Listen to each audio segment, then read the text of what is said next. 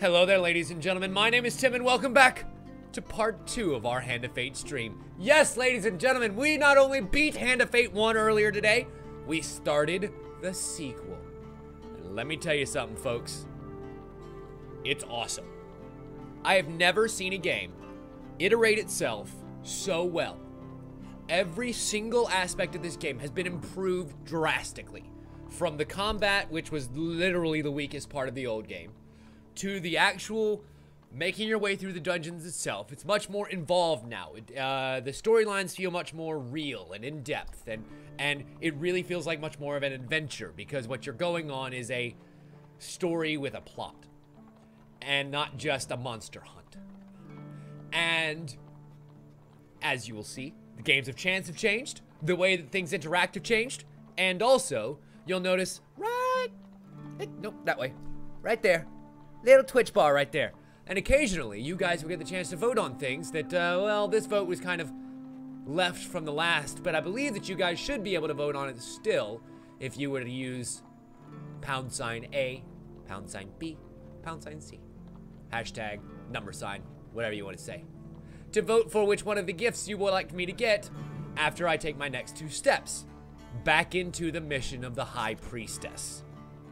We just barely failed last time around, and I am not about to let that happen again. So what's happening here with some of these? They have tokens to them. Supplies provide a unique benefit that applies at the start of your journey. I think I'm gonna take the Soldier's Sword because it does have the ability to do extra damage to Northerners, which is basically all we're gonna be fighting in this particular mission. Let me go ahead and add in and take away some of my encounter cards. The Fork in the Road, while great, kind of took up a spot that would otherwise be useful to something that could give me blessings. The Winter Solstice. That looks like it might be something good. Equipment, gain resources, money. From the road, man-eating tree. Yep. Temple Prayers. That's the one. Excellent. And I'm also going to take Winter Solstice, and one with a token, just for shits and giggles. Burning Building, maybe? Or we could continue our Companion's Quest, something else that was added into the game.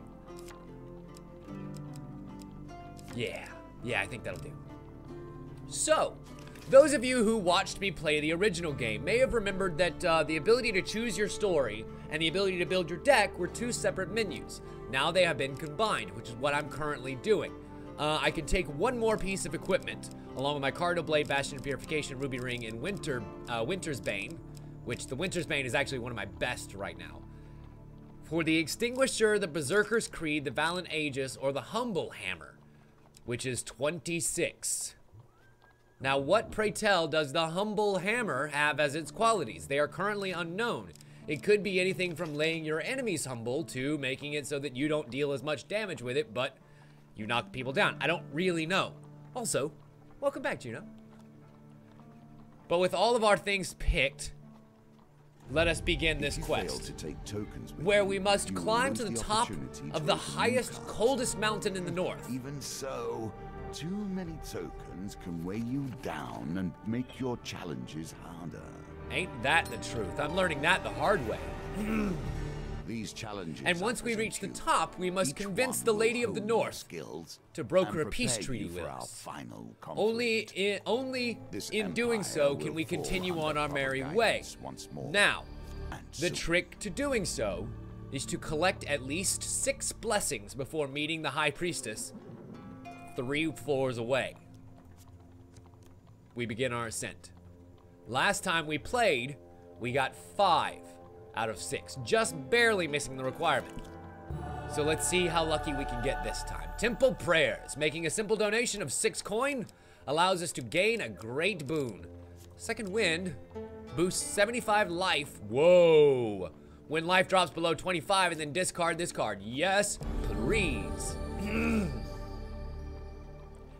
And we lose 6 gold. Now the bad news is we will lose that blessing if we fall below 25 health, and that could be bad.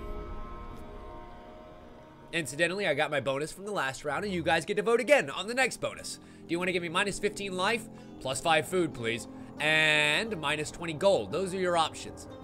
Vote now. The climb becomes unbearable as the ferocious blizzard sweeps around the mountain. You seek shelter in a cave and desperately fight the onset of frostbite. We have our first skill choice coming up here. There's one huge failure card on there, but I'm thinking we're just going to get a regular success. Excellent. And we discover the dark clouds have passed. This is where they introduce us to the fact that we can make camp for the night at any one of these places to regain some lost health and potentially keep ourselves from losing that one blessing we have so far. Attend to the things that happen here. On the longest night of winter, the townsfolk of Steagle. Oh, the village of Steagle. I remember the village of Steagle. So many memories. Set up around a huge bonfire to celebrate the victory of the light over darkness. One night, the Empire turns a blind eye to the outlawed use of magics. You join a group of peasants close to the fire. Taking a sip, the woman beside you offers a goblet. You politely accept the pungent potion and take a quick swig. Warmth rushes through your body and you fall into a deep, hypnotic trance as you stare into the dancing flames. The townsfolk chant, calling on mountain spirits. In a flurry of snow, spirits descend and join the festivities. A curious white owl perches next to you and speaks. I sense a magical air about you. Ooh. If you feel particularly inclined, will you share your blessings in exchange for longevity? Oh, interesting. So the winter solstice is basically the exact opposite of what we want here. Unfortunately, Great Owl, I cannot trade you my blessings right now. I need all the blessings that I can get. You wake to find yourself in a stable, nested amongst a herd of cows. On your way out, you spot a few unconscious Empire guards cuddled together outside the stable. And you decide to punch one of them for good measure. The blizzard roars on. We take 10 damage and 5 more damage. And we must succeed again. Excellent. When the howling winds ease, you clear the snow to find you may continue. Excellent. Please, no more blizzard. Sweet. Temple prayers. We have enough gold to make a donation for Gambler's Banquet. There are a lot of dice gambits around here. Or we receive 15 life for every gold gain card we get. Or if your max life is less than 150, you may discard food gain or equipment gain cards to receive 5 life. Or gain up to 20 gold at the beginning of a new map if you have less than 20 gold. I think I'm actually going to take that one for now because I have less than 20 gold and I'm literally about to finish the map. So, as it turns out, the use I'm going to get out of it happens right now. And we continue our ascent up the mountain. Our good fortune brings us 12 gold, Careful how one and we find the blessed brew. As you ascend the snowy Mount Freitas, you happen upon a cottage with pungent smoke wafting out of the chimney. A frail old lady sweeping snow off the path beckons you to come in. We've come to search for the great high priestess to deliver an important message, says Eclipses. We know what happens here. The lady brews all kinds of blessing potions, and do we dare try it? Of course we do. There are failures involved here, but we gain the blessing of Deft Eye. Reduces the speed of a wheel gambit. Wheel gambit? That's one I haven't gotten before. Interesting. Oh, Ignited Gamer, I did not see that you said you were confused. So, to give basically a brief rundown of what we're playing here, this is Hand of Fate 2. It's the sequel to Hand of Fate, which is a game that came out a couple of years ago, and is a card-based dungeon crawler of sorts. I, as my player character, am going up against this dirty, cheating, no-good, lying fucking dealer. Sorry, I have a little bit of resentment from the previous game. And his job is to lay out cards tarot style in front of us. Our job is to make our way through them dungeon style, taking on the challenges along the way. Now, the change that happened in this game, in the first game, every mission was sort of a monster hunt, where you try and get as powerful as possible so that you can beat the boss at the end. In this game, the missions are a little bit less straightforward. In this case, instead of getting strong enough physically, I have to get strong enough holily. Holily? holistically, whatever, I don't care. I have to get 6 blessings. Fuck all my equipment, fuck my health, fuck my gold, everything else. I must get 6 blessings in order to succeed here. And we just gained another one. Excellent. Moving right along. The blizzard continues to blow, and we take a lot of damage there. The climb up the mountain becomes unbearable as a ferocious blizzard sweeps the mountain. You seek shelter in a cave and desperately fight the onset of frostbite. We have a card gambit here. Watch the swords, watch the swords. Huge failure. Shit. That means it's fighting time. I would almost rather get the huge failure than the regular failure, because the regular failure is a polar bear in the cave, and that just deals straight damage to you. At least here, I actually have a chance to not get dead. Or get below 25 health and lose my life. Incidentally, we got ourselves a lovely little soldier sword. Every hero must have a heroic sword by his side. This, however, is utterly ordinary. Except it contains a token. And I wonder why. Riposte. Oh, riposte again. Oh, riposte the 3rd time. God, oh, I love this combat system. It's so much better. Oh my God, it's so much better. And riposte. Fuck you. Oh, and riposte again. Oh, and riposte the 3rd time. And take all of my critical hits.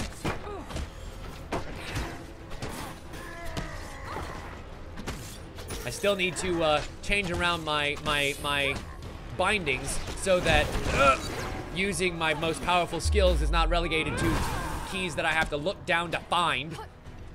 But I think I should be able to do that, no problem. All that's left of these trappers. Oh, ow. And I got my face smacked in. Oh, stop it, riposte. Excellent. Oh, dodge. Fuck you. I said fuck you. And finish you. Excellent. Excellent. Oh my God, it's so good. And so after those kind of encounters where we have combat, there's normally rewards to be gained. I don't remember whether they're, nice. We got ourselves a health potion. As the blizzard eases, the intruders make their escape. And we can continue on our merry way. Or we can stop and make camp, which I don't really need to do, but I am anyway, because I feel like food for sale has refreshed and equipment for sale has refreshed. I come in peace. I make the pilgrimage to the High Priestess. I mean you no harm. This northerner comes and sits down by our fire, and we can cook food for him and us, or we can trade with him. What kind of equipment do you have, sir? The Winter's Bane. Oh, there you are, my beloved sword. Can I sell off anything that might get me close to making it? Oh, damn. Nothing we can do here. Maybe perhaps once we get some more gold, we can have him come back down to me and give me that Winter's Bane sword, because I desperately need it. It looks like a weird, strategic, and fun game. So first, you learn your future or story or something first, and then you play. Kind of, sorta. You go... The game starts out at a topographical map, which we'll get back to in a minute. And at that topographical map, you select a mission. With that mission, you start the board game. Ooh. And you progress on through the cards, and the cards present a scenario. Now, you can skip over cards. You can try and make your way to the exit by getting the fewest, by the straightest path, or by going around collecting everything. Depends on the mission, depends on your strategy, depends on what you want to accomplish.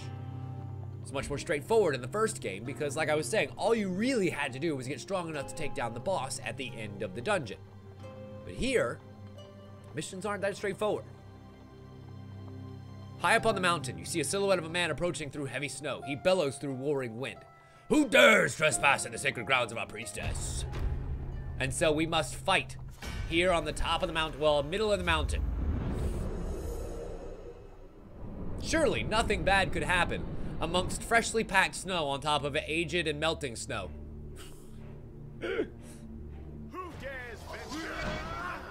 Come, trappers. You shan't trap nothing this day. Oop, except your death. Good thing that Eclipses decided to teleport away.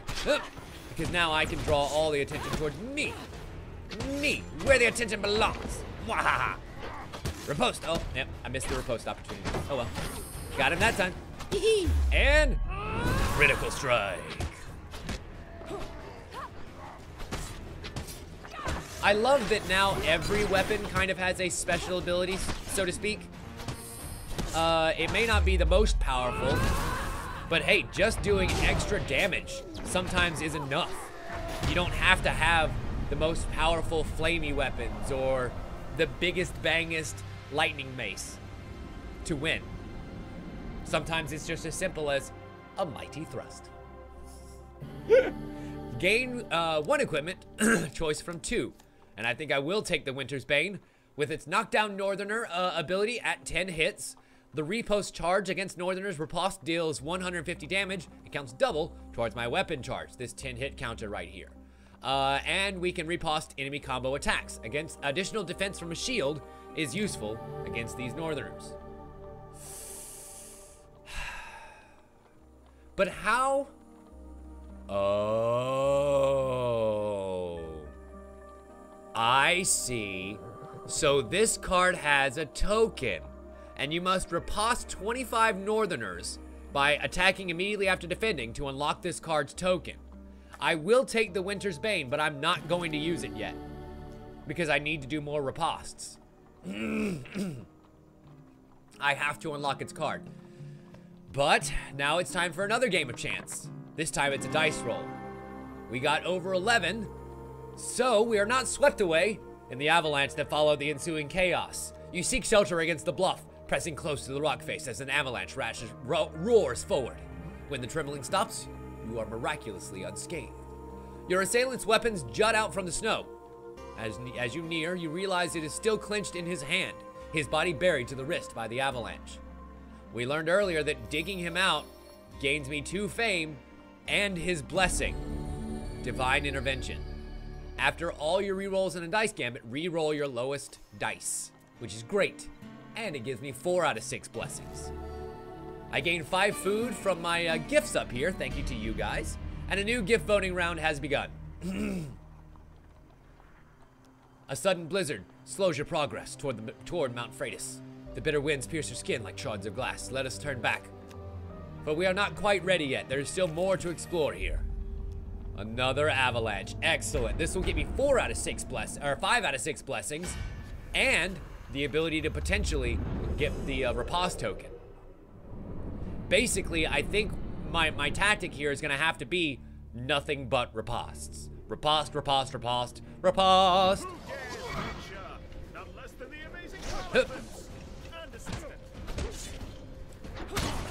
Damn it. And I missed my first chance. Come on, big boys. Who wants some? You know you all want some.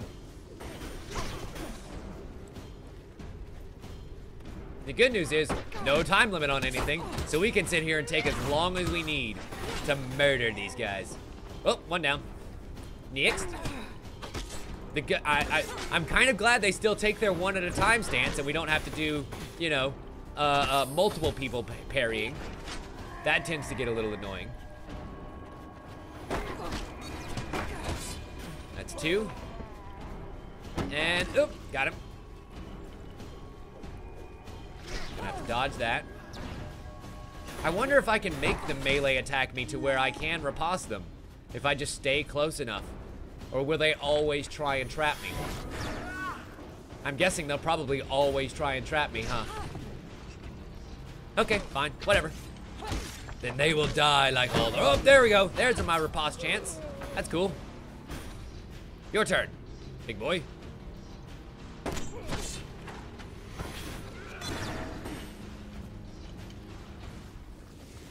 Eclipses, I would really appreciate it if you would just kind of chill out with that fire attack right now. Whoop. Got him. And, oh, got— oh, Eclipses. I wanted to be the one to murder him. I did. Oh well, it's fine. I wonder how many I got there. I got a bunch. I know that for sure. Ooh, we gained 1 piece of equipment. The Bastion of Purification. Against corrupted, defend causes 30% of your weapon damage to return to attackers. Reduces movement speed by 10%, and we can block stuff with it. Excellent. We gain 15 gold, and once again, the avalanche tumbles. But now I've actually got a blessing that means I get to re-roll my lowest roll even if I fuck this up. Whoop. Which I definitely did. Divine Intervention allows me to re-roll my lowest dice. Oh my god, come on. I need a 5 or 6. I need a 5 or 6, you guys. I might even need a 6 because 1 wasn't enough. Oh, and that's a 2. Nope, not enough. So we are swept away by the Avalanche. And it deals 5 damage. Your assailant's weapons jut out from the snow again. We dig him out, show mercy to those who would not show mercy to us, and gain another Providence.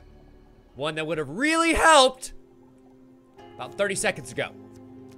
Because it will add +1 to each of our die rolls in every die challenge. Kind of great, no? Mages are hard to eradicate at the best of times. Excellent. We have and now we have Eclipses' next personal quest on the line. Following Eclipses' cryptic directions, many of which involve borrowing farm animals, you arrive at the edge of a vast and lonely lake. There you uncover a cave entrance blocked by a stone door. We must seek out Ira of the Vale in the underneath, the bard explained, as you followed a frightened cow around the previous night. But why? Oh, thank you, gamer. Hopefully we'll see you around next time, man. Always great to have you. Malaclaps drops his wine bottle nervously and forces a loud and hearty laugh, completely ignoring your question. The bespectacled ogre manning the door to the underneath doesn't look up from his book as you approach. 10 food items per entry, he grunts. Malakoff scoffs. Robbery! If you're trying to hustle us, sir, I'll have you know that I can shoot lightning from my fingertips. The doorkeeper sighs. Times are hard for us, Mal. You'll see when you get in there. 10 gold. We lose 10 food. 10 food, rather. The ogre places his book down, and with a mighty push, the stone door rolls open. A narrow tunnel takes you deep into the earth, opening into a vast limestone cavern. Twinkling on the edge of an underground lake lies a small shanty town, red lanterns lining the quiet streets. Malaclips leads on. Welcome to the underneath, coin slave. Since that bothersome Empire edict, we've had to hide away in places like this. This used to be quite the hub of activity, but now, he surveys the silent streets grimly, I guess the Empire has increased its forces. A few mages eye you suspiciously as they pass. So how shall we proceed? Shall we peruse the stores? Maybe enter the Devil Ears Tavern? Or find Malaclips' contact immediately, Ira? Or leave the underneath altogether. Say we don't want to do this mission right now. The choices are yours and yours alone. Good luck.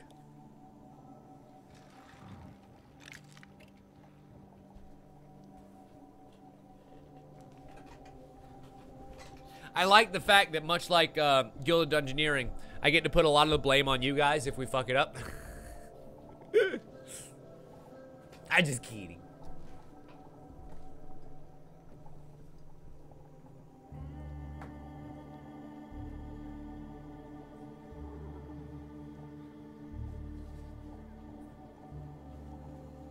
Ooh. Toblerone wants to peruse the shops for a little bit. Toblerone, who was once Left Shark.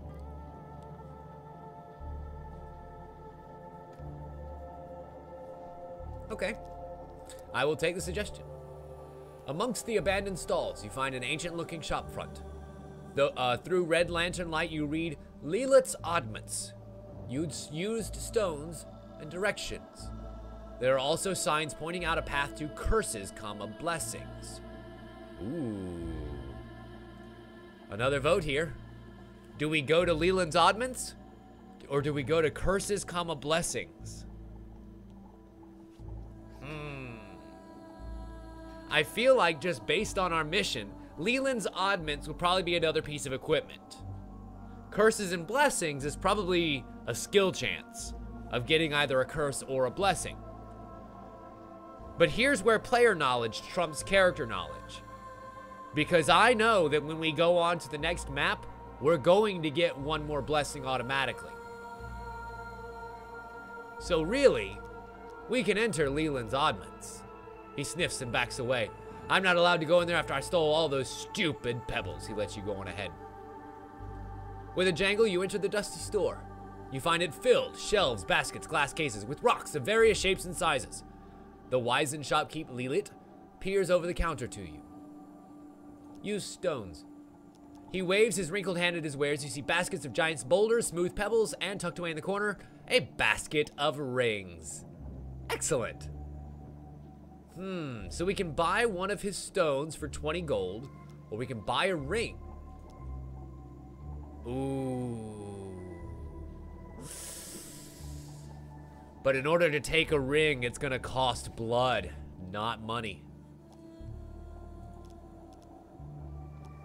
I feel like a stone for 20 gold is gonna end up being a pouch of magic beans, though. Well, I guess to be fair, in the story, the pouch of magic beans ends up being a beanstalk, so it's not really an apt metaphor, is it? 3 pain cards. That could end up being a lot of damage.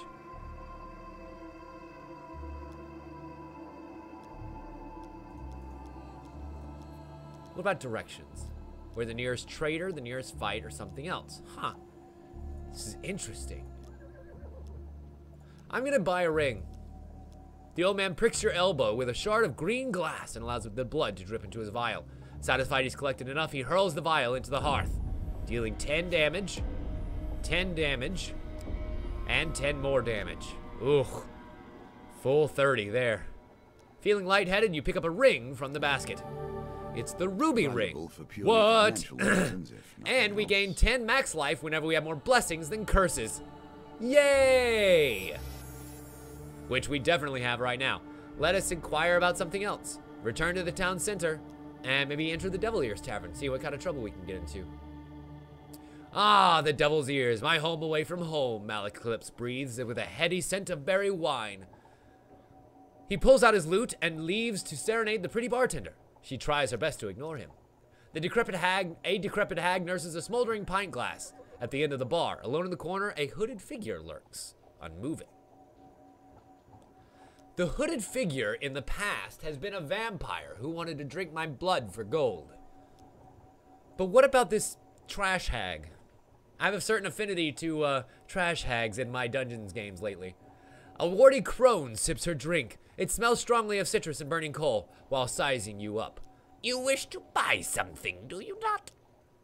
She grins wickedly, revealing a mouth of jagged yellow teeth.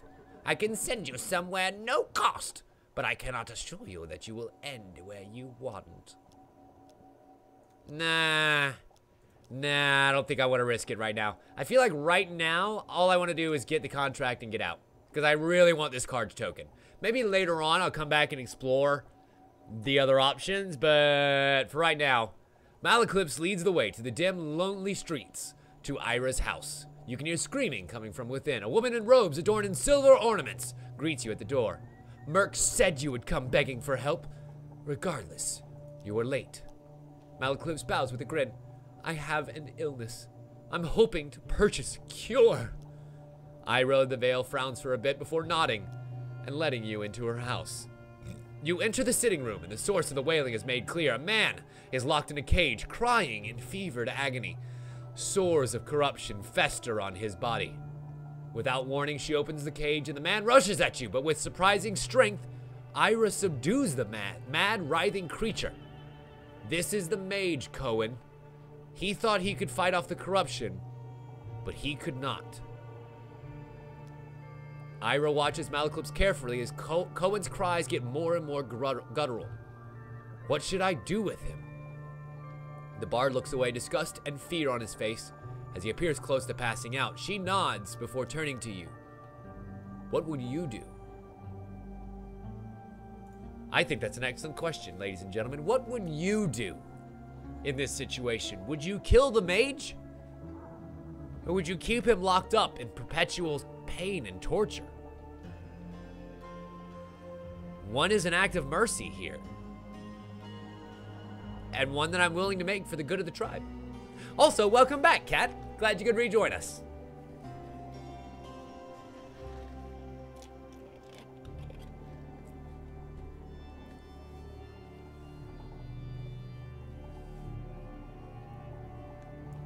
Juno votes to keep him in, or to kill the mage. The ultimate act of mercy in this case. But what do you guys say? What does anybody else have any opinions on the matter? Toblerone disagrees.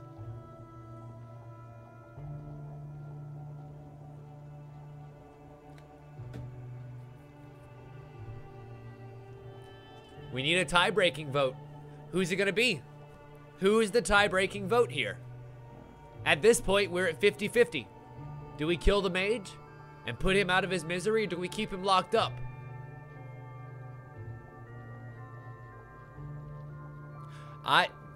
Toblerone, it seems maybe he is kind of lost and hopeless, because when she opened the cage, she mad rushed at us like a Zambo. Cat, in order to vote, you must include the number sign in front of that number, or a letter in some of the cases, in order for the vote to be picked up by the auto chat mechanism.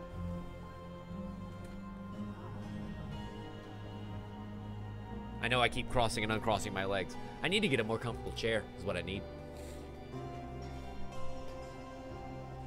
But if you want number one, then that is the tie-breaking vote here. And we choose to end the mage's life. With that dealt with, Ira begins tinkering at a table strewn with dead and shiny things. I do have a cure, but as you know, nothing comes for free with our kind. She taps the silver dust from a bottle. Save the stolen mage children for me, and I will give you your cure. Nicely done. Excellent. We navigated our way through that mission and got its token, which will unlock the next step in the mage's quest. Those Empire bastards have taken them to some walled fort in the docks of the city, and you better hurry. Ira smiles at Malaclips. That illness can't be held at bay for much longer, I'd wager. The bard avoids her glaze. What illness is it? Oh, he hasn't told you? Then it's not my place to say. But know of this, friend of Malaclips, if he doesn't find a cure soon, you are in grave danger. He was in fact my lover when I was young and stupid, Ira says matter-of-factly. Nonsense, Malaclips shouts. While I'm alluring at all ages. You'd be glad to have me still. Ira gives Malaclips a severe look and he balks, cowering in his seat. Okay, away we go. Well, as it turns out, we can actually go back into the tavern. Having gotten the token already, let's approach the hooded figure. We cannot discern any facial features underneath the heavy hood. The figure nods at you. He has a grave voice, whisper quiet, and hoarse. I seek an artifact of great power. Something that will twist the minds of my enemies and force them to fight for me. I will pay handsomely. I don't think I really have an artifact that I can give him.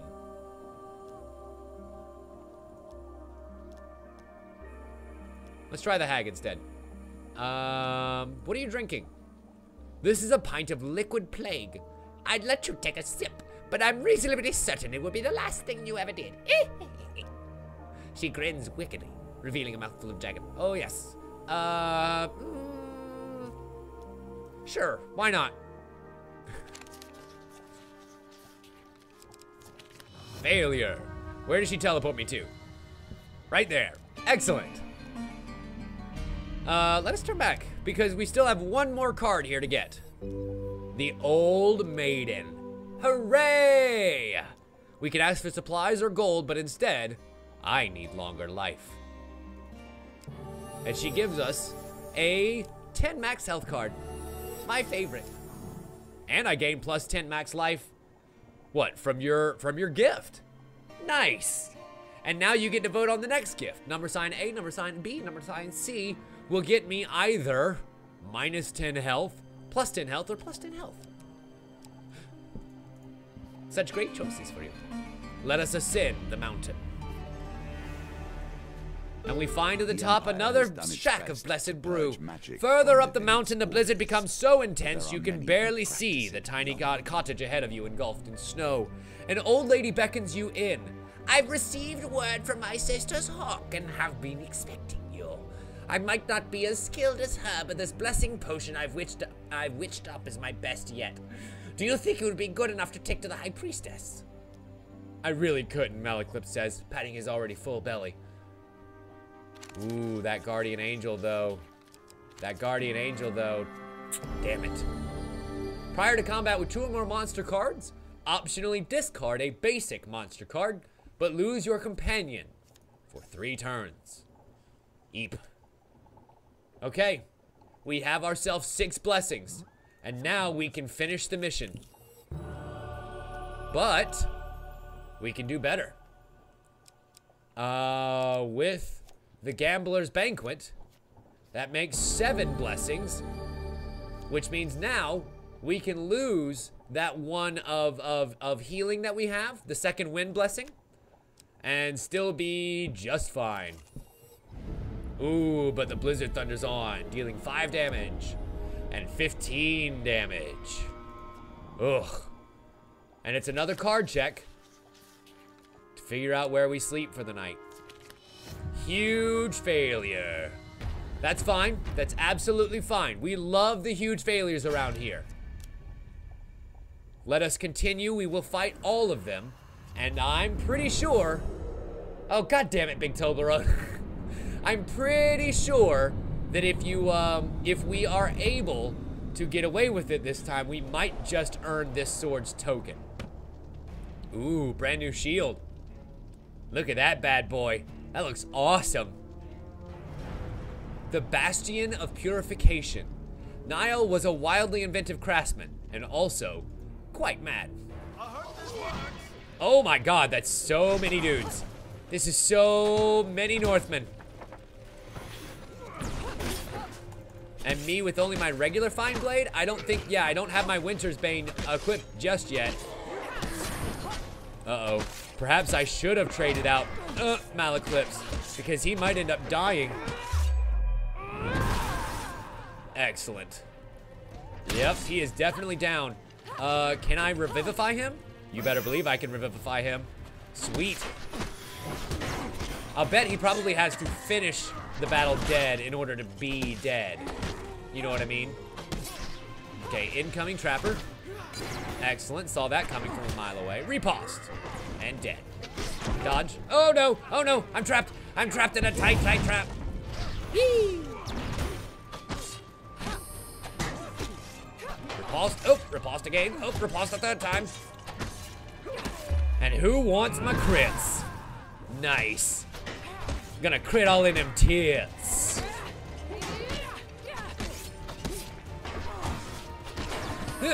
Got him. Yes, major riposte and crit up in them tits. I have to have hit the riposte limit by now. I have to have earned that token by now. That was so many ripostes in one fight. We did so awesome there. I am very proud.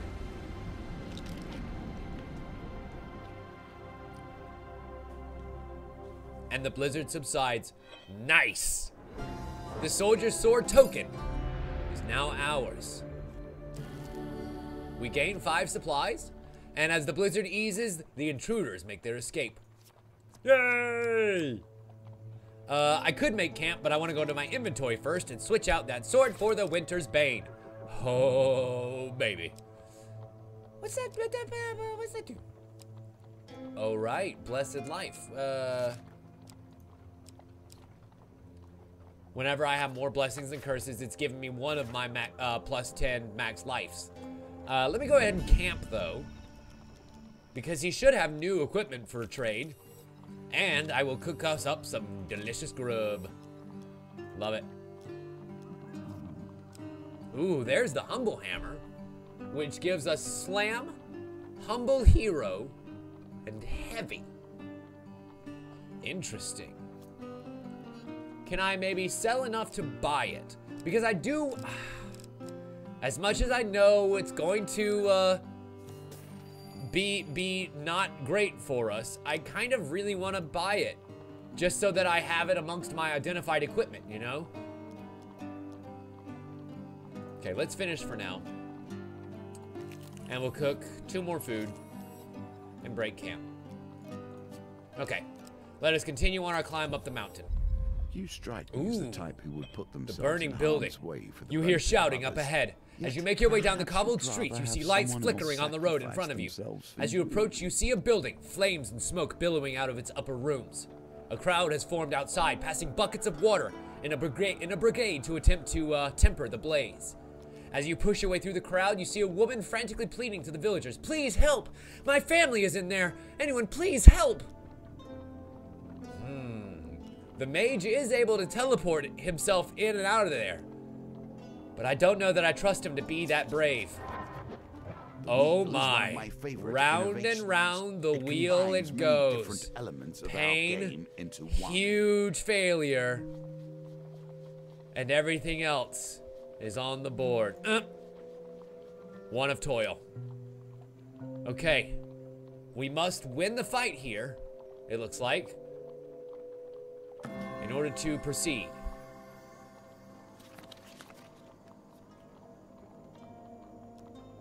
Excellent. Through the haze of smoke, you find the woman's youngest daughter crying under her bed. You coax her out, scoop her up, and carry her out of the blaze.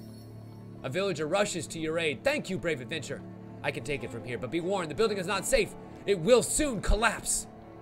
The woman embraces her child, then turns to you once more. My husband! Did you see my husband? He's still in there. Please help.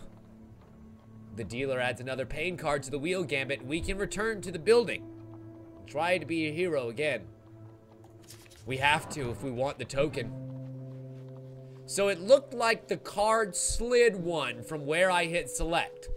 So if we can big money, no whammy, no whammy, no whammy, no whammy, no whammy, no whammy, no whammy, stop! The one of toils. Excellent.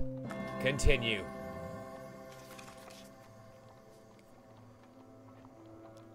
You find the woman's son, attempting to find his way out through the smoke and flames. Grabbing his hand, you lead him back through the building to safety, and gain 2 more fame in the process. The dealer adds another pain card, and the husband is still inside. Oh, come on, husbando. Come on, husbando. Big money, no whammy, no whammy, no whammy, no whammy, no whammy. Stop! Fuck! Oh! It's okay. It's okay, it's okay, it's okay, it's okay. We're good. I will take 10 injury if it means we succeed. With a sudden crack. Oh. Faster next time. Ouch. So we take the pain and we get to try one more. It looked like it actually slid 2 cards that time because the wheel is going way faster this time. So, big money, no whammy, no whammy, no whammy, no whammy, no whammy, no whammy, no whammy, no whammy. Fuck, I missed it. Stop! Yes! Oh, thank you, Jesus. Oh, thank you, sweet baby Jesus. We continue with the one toil. Slumped in the corner of a room, you find the woman's husband. You put his arm around your shoulder and quickly make your way out of the inferno. As you emerge, the woman and all of her children rush to the man's side and embrace him. Thank you, adventurer. You have saved my family from certain death, the woman says. And the card's token is now yours. While our possessions have been destroyed, and we will never be able to repay you, know that we will speak of your deeds here for as long as we shall live. And we gain 8 fame. I have no idea what fame does. I know it's great. I know it leads to a lot of unnecessary problems for some people. But I'll take it. Then we find the blizzard continuing on into the night. 15 damage is ours. And will we find shelter? Or will we find more ruffians? Shelter it is! Excellent. The dark clouds have passed and we continue on in the light of day. Ooh. Well, there was the gift you guys decided to give me, and we've got another one on the docket. A, for -3 food. B, for -15 life, not max life. And then C, for +10 gold. Vote now. Here's a token. Ooh, the market thief. If we can catch him, we'll get ourselves another token. The market bazaar is a hive of activity. Traders from across the land call out to passersby selling their wares. You stop at a crowded street to draw water from a fountain. We feel something tug from the inside of our tunic. Turning quickly, we discover a pickpocket making off with some of my belongings. 10 gold. Uh-oh. We gotta catch that thief. Come on, huge success. Gotta find that huge success card. Please? Fuck. He got away. And he got away with my 10 gold, too. What a bitch. Alright, let's set up camp for the night because we're about to make it to the top of the mountain. We'll go ahead and cook some food just in case we end up having to prove ourselves again. And what kind of trade can we do here? Oh, the humble hammer still. Ah. Let us break camp and continue on our merry way. How neat that at least in this mission, hopefully in others, you'll be able to stop and shop wherever you please, making at least some of the difficulties of getting around a lot better. The wind's clear as dark clouds reveal the spire of a ritual house protruding from the summit. You press on through the thick snow to find the wooden structure adorned with the spoils of war. As you enter the great hall, towering arched doors swing open with a heavy creak. A giantess in a velvet robe enters accompanied by raiders. Eclipses bows low to the ground. My companion and I have sent forth to discuss a truce between the Empire and the Northerners, my lady. So, they send me a silver-tongued devil and his shield maiden, she smirks. I hope for your sake you have a decent offering. Your offering will suffice, says the giantess, but if you seek to make a deal on behalf of the Empire, you must prove yourself against my champion. The good news is we absolutely have proven ourselves against her champion already, so this should be fun. I will keep my trickster on the battlefield because we've won this fight before, and we will definitely win this fight again.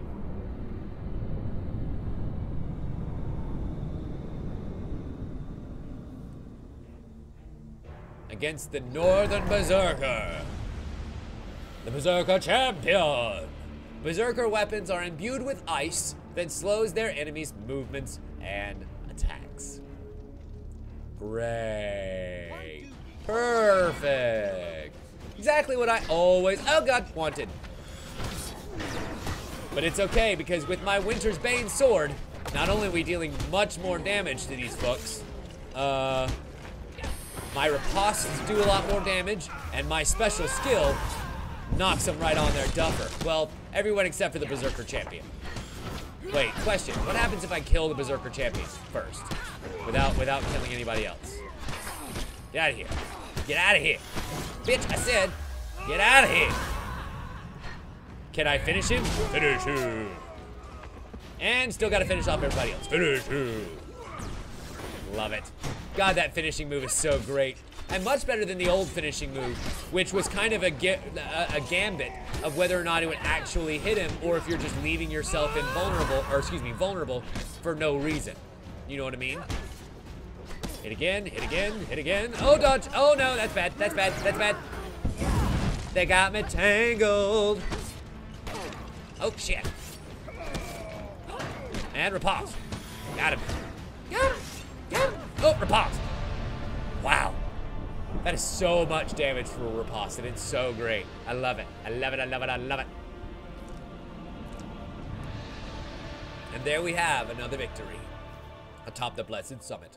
Well done. Now hear my terms. The North will never bend to the Empire. Blood for blood for blood. Those are my terms, small one. Let your leaders hear it and quake. With that, you make the quick descent to relay the message back to General Brandstrom. Ugh. Little frigid, that one. The snow giantess. But the gold token is now ours. It is for gaining the favor of the High Priestess, we obtain the Dark Grove ring. Ooh. And our first platinum card. We can have one platinum card per deck. And this platinum card should be pretty good. It's pretty, is it not? Let's see what this token is. For convincing Ira to help Eclipses, we get the Stolen Ones, which is his next story step. For completing the sword, we get the Fine Sword. Okay. Sure, whatever. I guess it's a better starting sword than the sword we already have. And we have unlocked these encounters. The Bitter Winter. Interesting. And the cards swirl again as they rejoin their deck. Excellent. So, that's another gold challenge. Done. Where to next? The Empress or the Emperor? For the Empress, we must earn fame in order to wield the legendary weapon, Hratha's Ire. Villagers in the northern outskirts are under assault from northern raiders. Defeat the mighty shaman who is leading their raids. Probably gonna do the Empress, but let's just look at the Emperor to see what this is. Thieves have stolen a relic from the Emperor's palace. The Empire are looking to hire adventurers to recover this and the other items. The road ahead may be long, so we must seek food for this quest. And then this is bandit country, so we'll be fighting a lot of thieves in here, not northerners. So yeah, I think we will go with the Empress. Okay, let us stack up the shrine card, the stolen ones, cartographer, friendly innkeeper, because I'm curious what that does. I appreciate the fact so much that they let you preview what these do if you don't remember. That's such a great addition. Holy shit. The second level of arm wrestling, where we can gain more gold. Burning building, where we gain tons of fame. Yeah, I'm definitely gonna take the burning building, because it's the only one that I have so far that does give me fame. Just straight up gives me fame. That's spend gold for chance cards to gain food. This is a blessing. Do love that straight up blessing. Winter Solstice gives us the ability to trade blessings for max life. Nah. Let's take, I don't know, some of these that we don't know yet. The Lost Boy, the Bitter Winter, and the Pauper's Plague. That sounds good. Jesus, Noble. That is awful dark. I mean, I can't say that I disagree, but still, Jesus. The Cardinal Blade. Ooh, nice. And now it is identified. So we can see that the Slam performs a strike that causes damage to an area when activated. Deals 120 damage for every enemy hit. Humble Hero weapon deals less damage the higher the wielder's fame gets. Yeah, that's definitely gonna stay behind because this mission is literally all about gaining fame. So give me you, the Ruby Ring gives me Blessed Life, and I'm gonna take the Extinguisher Ring just for fun. Excellent. Ooh, okay. So our previous sword that we got the weapon coin with, or the weapon token with, has been replaced with the Fine Sword, which has unknown stats at this point. I think we'll wait a little while before we get the Warrior's Axe going because we're gonna have to go somewhere where there's a lot of corrupted people. Perhaps back a mission, even. Because if I remember 2 missions ago, there were a lot of them there. Perhaps that might be worth it. Anyway, with that, let us get underway on the mission of the Empress. In this case, the Empress is a symbol, a leader of the northern clans, but not their only one. I see. And there's the Empress's tokens up for grabs. Now we come to one of the new nuances of our game. Interesting. The hunt for fame and esteem would not work for all players, but it works for you. I can sense it in you. Your pride, your skill. In time, we will learn all of you. I love the dealer so much. Like, his dialogue is great, but the guy who does the voice of the dealer, his name escapes me at the moment. So good. I think it's like Anthony something or other. The apostrophe Skagi, maybe? I don't know. I've seen his tweets a couple of times on Twitter. I just wish I could remember his name better. But anyway, so as he was describing, this is a mission of a different breed, yet still, we're not searching for blessings this time. We're searching for fame and accolades. Raiders have destroyed our village, the Elder of Talos explains in a hushed voice. They were sent by a dark shaman of the north. They were searching for this. He draws a large warhammer from his cloak. Karatha's ire. 'Tis the only weapon that will break the seal protecting their encampment. He hands you the weapon, and it falls flat Anger on is the a ground. powerful force. Shockwave. Perform a powerful strike that causes knockdown to a single target. Impact tracks enemies and causes stun. Ooh. Bash causes additional damage to armor. And Bash deals additional damage to armor and enemies while they block. Cannot riposte. Anthony Scordy. Okay, thank you, Noble. I knew, oh god, I'm so glad that I was actually close. But it needs 20 fame in order to be wielded. Only the mighty can wield the hammer of Haratha's ire. The weapon is heavier than you imagine, perhaps weighted down by some hidden magic, preventing you from wielding it to its potential. Let's ask some questions. Only those who have demonstrated great acts of valor and courage may bear Haratha's ire. You would do well to remember that. Let's ask about the shaman. A twisted creature with great power. Never seen him on the battlefield. I hear she commands her warriors from her camp in the forest to the east. We sent our warriors to find her, but a magical barrier prevents anyone from entering her sanctum. It is said that when Haratha's ire can break such a barrier, if she were attacked at her camp, these raids could surely be stopped for good. Then let us begin. The town of Maiden is surely in danger and needs to be warned. They'll need your hero. Interesting. So there's the King's Road ahead, and I assume that that is where we move on. So we'll have to gain a lot more fame before we get there. Thank you. I trust the sacrifice of Talos will not go in vain. He bows his head. May the gods bring you good fortune. And our first trek brings us to the general store. Excellent. Where we can buy some food. We only have 4 food to start with, so like, I think it might be useful to go ahead and just spend all the gold we have, for now, on having enough food to live. Let us leave. Next, the friendly innkeeper. Excellent. As night draws in, we return to the Rusty Razor. The proprietor greets you warmly. What can I provide? The savior of the Rusty Razor. Ooh, we can heal, buy a meal, or rest. What do you require?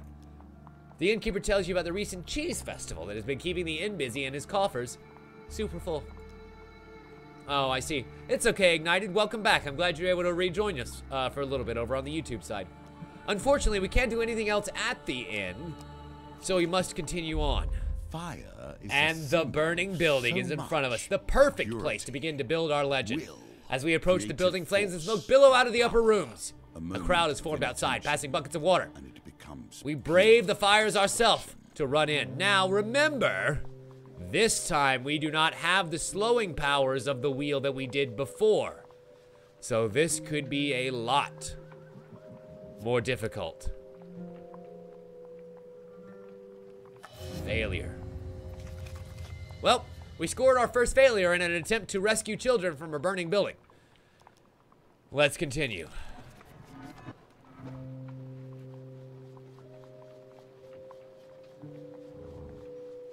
Okay, it seems like it's 2 cards. There we are. First toil down. We must score all 3 toils if we want to proceed. We need, God, it's so much fame for doing this. It's worth the pain. And a straight failure, as it turns out, is not all that bad here. Because all a straight failure will do, stop, there we go, is return you back out. A huge failure will give you some pain, and then of course pain will give you pain. That should help. And then we return one last time into the building, hopefully to find the husband. There's the husband going around the wheel. Watch that husband fly, ladies and gentlemen. And stop. Uh-oh. Way past. Ooh, too bad. So sad. Continue.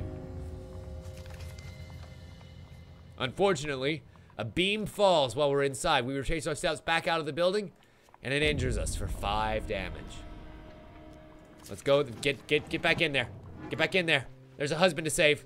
Then I'm guessing it's actually closer to maybe halfway around the wheel, almost here. Ugh, still not enough. Frick. Do we sacrifice our companion to redraw? No, not yet. I'm not hurt that badly. We're still very brave, and we're still gonna continue on. Return to the building. One more time. I'm not a vain man. Whew. You must appreciate that this game, has been my focus for more years than I can count. I have a certain Come on, come on, pride come on, that come on, I come on. No, go, fuck! Ah! Huge failure. I have to redraw. Sorry. I'm so sorry, companion. I am so sorry, companion. I was so close to getting it. Wait for it, wait for it, wait for it, wait for it. Now. Come on, motherfucker. Yes! Oh! Oh, it's okay, Eclipses. Your sacrifice was not in vain. Holy crap, your sacrifice was not in vain. Well, Ignited, we just saved a family from a burning building, and it gives me a lot of fame. We've moved on to our next quest, where my mission here is to gain 20 fame, and I'm already at 12 from that one quest. So it was well worth sacrificing Eclipses for a little bit. At what point does honor And do we assist the distressed woman? Which will end up being, if we fail the dice target, an ambush. Yeah, fuck it. Yeah, fuck it. Nice! Got it in one, baby. I love those dice rolls. Please accept this token of my gratitude. Wait, what? Two whats? Food gains. Food gains. Dope. And we gain 2 more fame. What is this? Wait. What is this going on here? Requires 20 fame. I'm still not quite close enough. Ooh, I did not look at the abilities on this sword. Stun Northerner. A powerful strike that stuns Northerners. Stunned enemies take 150 damage when hit. And then extra damage from riposte. Nice. Okay, back we go. This is the way forward. Ooh, and a gold gain for good fortune. Which means a new vote is on the table. So, ladies and gentlemen, do you want to give me 5 food, minus 10 max health, or plus 3 food? When the hero runs in, the villain takes their time to bait their trap. Be What's careful, gonna happen lest they put here? you in your place. A rustling behind you is all the warning that you get. Your life is in danger. Oh. Nailed it, Noble. You're exactly right. You're 100% right. You turn as the cords to a northern bolo wrap around your body. It's a damned ambush. A party of northerners ambush you out in the middle of the field, and back into combat we go. Let's do this thing, baby.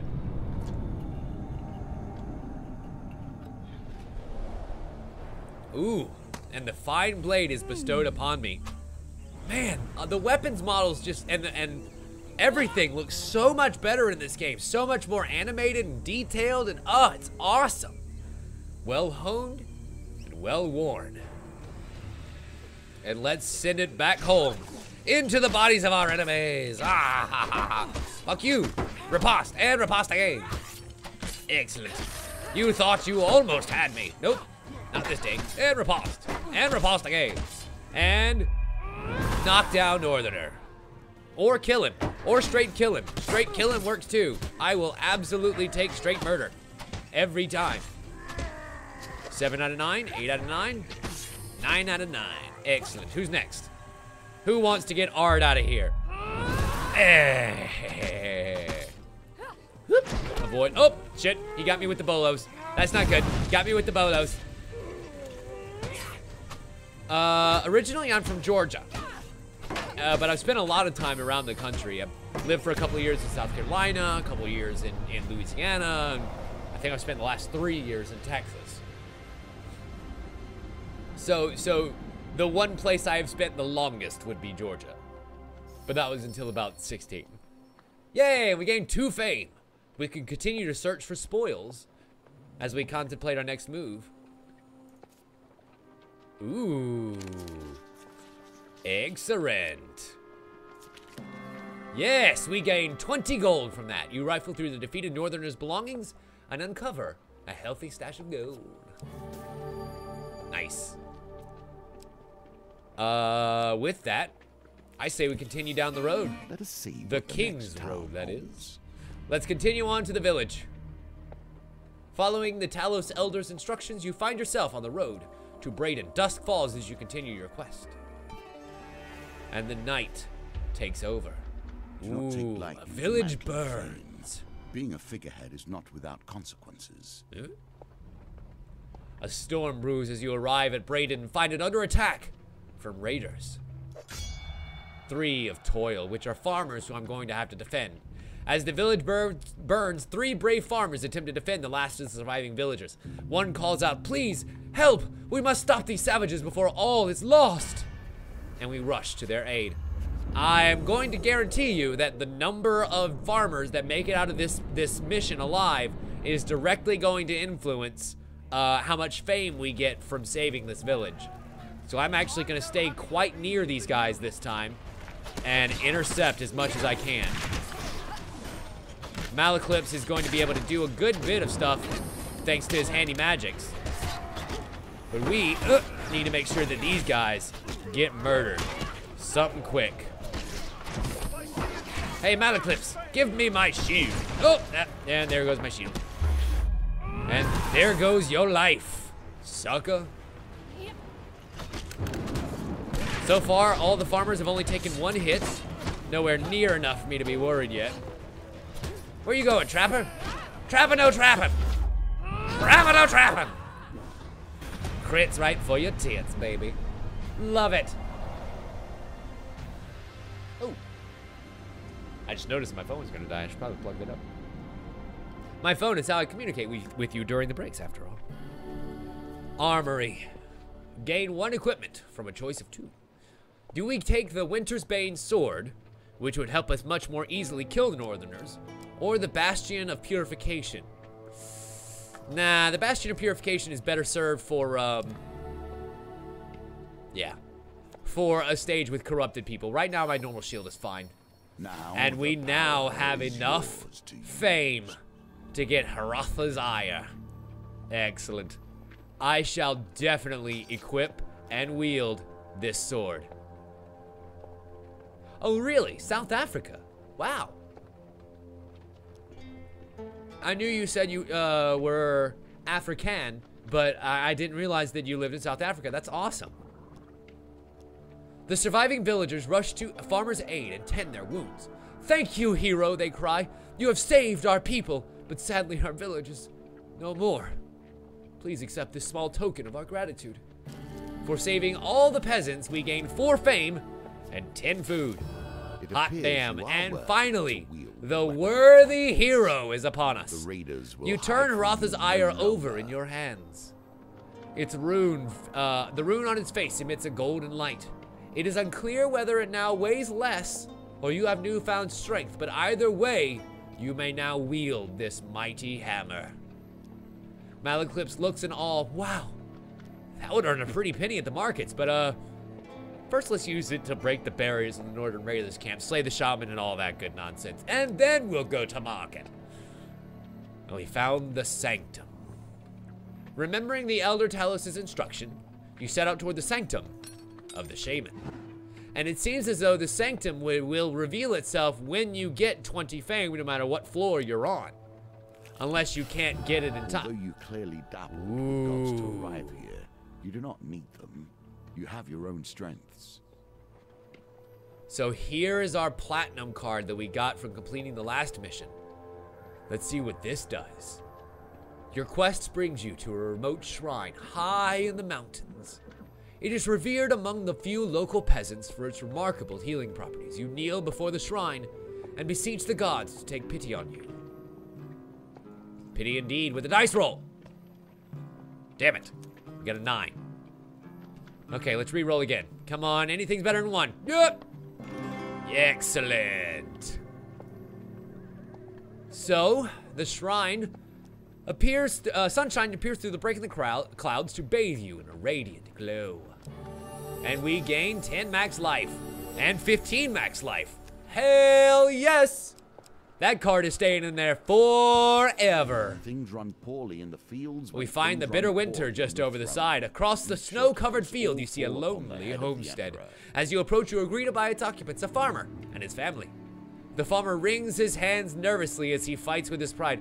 I don't suppose you could spare my family some food? We have very few supplies to last us the winter. We would be most grateful. Let's give him 8. Bless your soul, the farmer gasps as you hand him the food. This is more than I could have ever expected from a stranger. I will spread word of this deed, and come the harvest, I will repay this gesture the best that I can. And the dealer adds an encounter card to the deck. Sweet. Harvest. Huh. So sometimes we will earn cards even on encounters that don't have a token necessarily, if we just complete them properly. That's neat. But we are suffering from a drought. Ooh. I'm sorry to hear that. Children. There have been a lot of places here in the U.S. that have had a lot of that during the summertime. You may have heard about the wildfires in part of the western parts of our country. A lot of that comes from lacks of rains and droughts. The lost boy is in front of us. He's just a small child, you overhear. A deeper voice growls, we can take him to the dungeons, or else he'll run straight to whatever northern clan he spawned from and show them where our outpost is. That's a shifty-looking kid. I wouldn't trust him as far as I could throw him, says Eclipses. You consider the boy's fate. If we save the boy, we'll probably have to fight the people off. If we offer to take the boy to the dungeon, we could just not take the boy to the dungeon. And potentially not fight them. Nah. Unsheathing your weapon, you demand they let the boy go. And we fight 1 musket of steel and 4 regular soldiers of steel, as they are unmoved by my threats. But they will be very moved by my magic fucking hammer. And this is gonna be fun. I look forward to seeing what this steel musket looks like, though. Oh, neat. Regular old-fashioned redcoat. Gotta love that. Deadly at a distance. Only the most skilled are recruited to musketry. Muskets are heavy attacks. Defend with a shield or evade for your life. Shit. And me without a shield. But I've got this, oh my god, awesome hammer.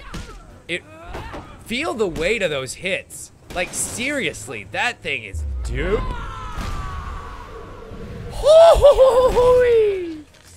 And then we smash him in the side of the face with a fucking hammer. This thing is awesome. A little bit of a stun to knock him out of his move. Don't mind if I do. I might not be able to counter necessarily, but I can bash the fuck out of people and make it not feel so great to be attacking me right now. Damn. Holy hell.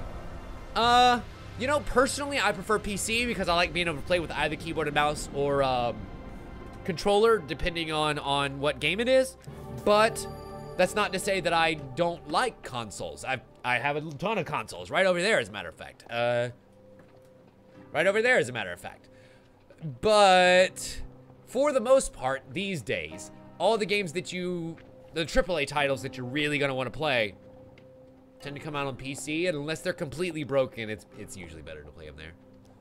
As you check the unconscious guards, you notice the boy looking at you warily as if sizing you up. I'm not gonna hurt you, kid. Not gonna hurt you. I'm just gonna roll these bones and completely ruin the roll. Oh, fuck me. Come on, 6s. Fuck. And away he runs. The boy disappears into the forest, and soon you hear him howl from a short distance. The raiders come out of hiding, and the boy shouts, their outpost is that way. He did warn them. He did run out there and tell the raiders where the attack was. We have to stop them. We can't let the raiders destroy the Empire outpost, no matter how much we may hate the Empire. We just can't let them do it. And And so that means we take Hratha's Ire into our next encounter. Ooh, and here's its little intro sequence. Hratha's Ire. I'm guessing that the runes on the front of the hammer only light up when its ability is ready. You know, to kind of give you a little bit of visual cue.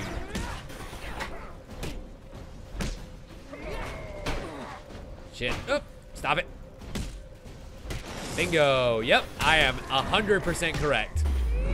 And eat all of my shockwave. Oh. Oh, hammer to the solar plexus. That can't feel good. Fuck you. Fuck you. Fuck you.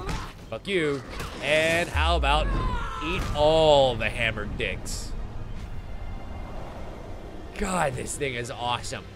Two-handed weapons are not supposed to be this good against Northerners, but when it deals that much damage, you just can't help it.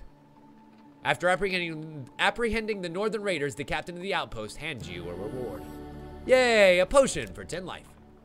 I'll take it. Next encounter, the Pauper Plague. The hero or the villain. Interesting. The town crier announces the Empire seeks mercenaries to join the battle against corruption. You seek out the watchtower where recruitment is taking place. There's 7 soldiers. The outbreak began there, and we cannot risk sparing their lives. And we hear Sir Malifau's plan to wipe out the Paupers district. Interesting. Sir Malifau the Green leads the mercenaries to the Pauper district where the poor and sick have been walled off from the rest of the city. As you hear the wailing from the corrupted, Sir Malifau gives his command to charge. And so what do we do here, ladies and gentlemen? Do we follow orders and kill the poor? Or do we refuse until we can find a cure? This is a tough choice. Like Ignited Take, for example, Wolfenstein. We're playing Wolfenstein 2, the new Colossus, on PC because it runs 100 times better. Playing a first-person shooter with a mouse and keyboard is better to me. And, you know, being able to directly support the people that I love the games of is always a great thing. So buying it on PC tends to allow me to just give more money straight to the developers.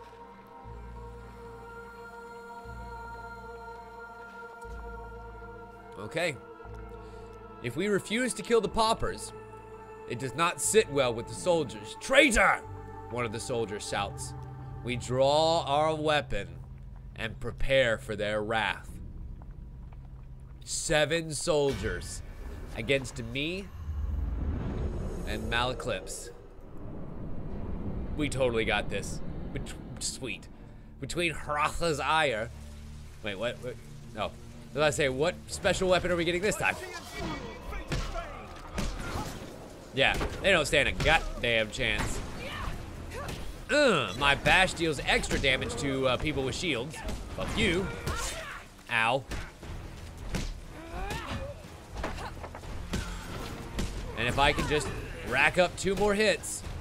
Bingo. Take my big bangs. And finish you. Now, I'm not entirely sure how we're going to be able to avoid all the damage while doing a finishing move in some places, but I am curious. Finisher. Excellent. Next. God, that hammer. It's too good. It's too good. It's gonna be in my inventory for the rest of ever until I get something else equally as awesome. Fearful of your wrath, the rest of the soldiers retreat. You spot a peasant woman with a child hiding behind some barrels. You lead them past the wall, past gatekeepers who look pointedly in the other direction. Bless your heart, she says, holding back tears. Please accept this token of our appreciation. And she gives me 5 food, 7 food, nice, 12 food total. And I gain 5 from you guys. Sweet. So what'll be our next prize here? 10 gold, 10 max life, or 20 gold. Ooh, the old maiden finds us once again. Walking through a shady forest, you encounter a frail old maiden. She stops to greet you. For centuries, I have helped the mortals who find themselves lost in my forest. Is there anything that may help you with your journey? If we ask for a longer life, she gives a warm sensation to our bodies and we gain 10 more max health. Making what's coming next Campfires even offer a easier. chance to see what your companion has to say about your current challenge. Huh, good point. Now that the magical weapon thinks you're all right, let's go swing it away at that seal. Eclipse points east. Sweet. Let's attempt to trade. What you got? The Extinguisher Ring, which grants fire resistance at 40%? Hot damn. A useful tool, but simple magic. I know. Or do I want to use Winter's Bane? No, I literally have to use this, the hammer that I have right now. So we're good. I would buy more food, but I really don't need to. I don't want to change my appearance. We don't need to review our mission, and we're good here. Bidding farewell to the travelers, we continue on our merry way. Excellent. To the inner sanctum. It's as the Talos Elder said, Eclipses remarks. The shaman's sanctum is protected by a magical barrier. Best you try the hammer.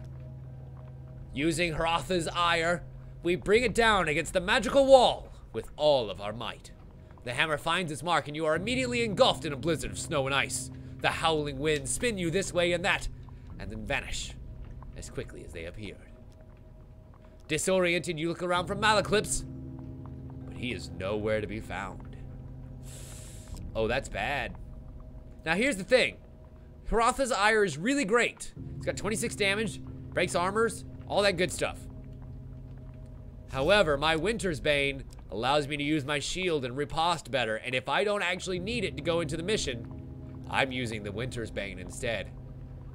You find your bearings and realize you're now standing in a forest clearing covered in newly fallen snow.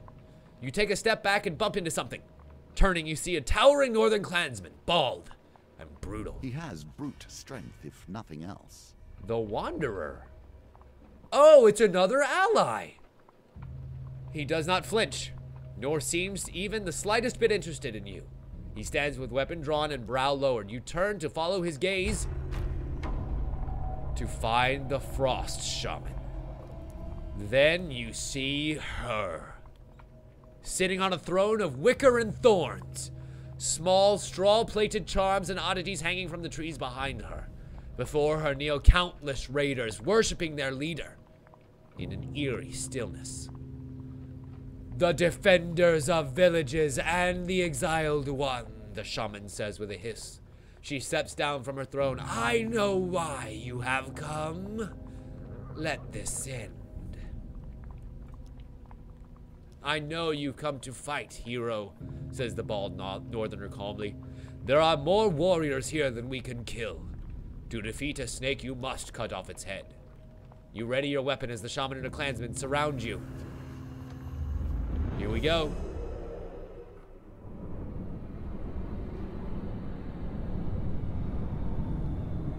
That Frost Shaman card looks very, very, very cool. And that Frost Shaman lady looks equally as terrifying. That's blood on her hands, right? She's definitely got blood on her hands. Raid leaders are the front line of the northern assault, centers of the tactical and religious guidance. The shaman leader Gerda casts spells that heal her allies. Attack her quickly to interrupt the spell. Okay, you heard him.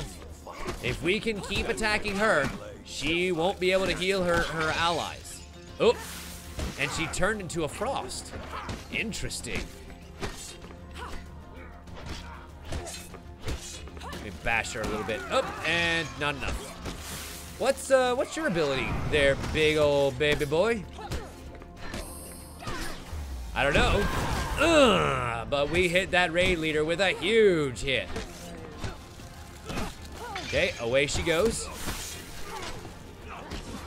And you ain't healing nobody this day, baby.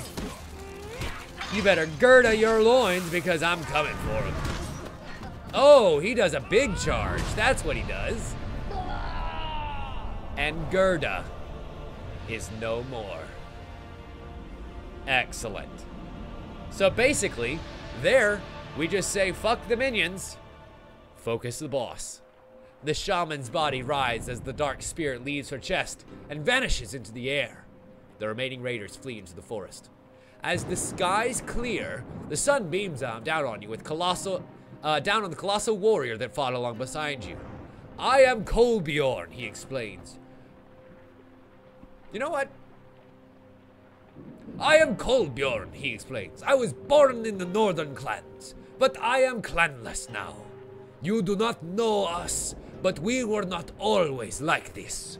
Perhaps one day the clans will return to the tradition they have lost. You have befriended Kolbjorn the Wanderer. You and I have cleared a small part of the stain from my honor on this day. If you call, I will answer. He reaches out a massive hand and clasps your forearm. Let us head back and find your friend. And with that, you and Kolbjorn make your way back through the forest in search of Eclipses. Another card returns to my deck. Do not Yeah, worry. I game's have so more much challenges fucking before fun. you'll be ready to face my foe. And opening this encounter, oh, good night, Juno. Thank you so much for hanging out. How are you the one that's sleepy? I've been streaming for 9 hours. Well done. Another For defeating the northerner Shaman of the before North, you, and we have a gained new the Armor of companion Gluttony. joins your Ooh, journey. that looks dope.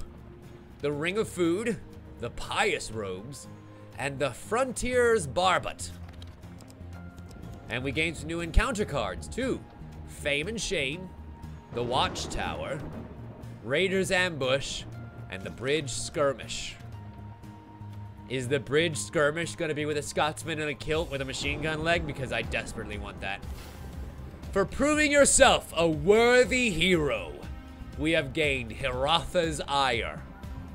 A weapon that will permanently only be able to be wielded if we have 20 fame. And that's a lot. But we've gained a new companion. Kolbjorn the Wanderer.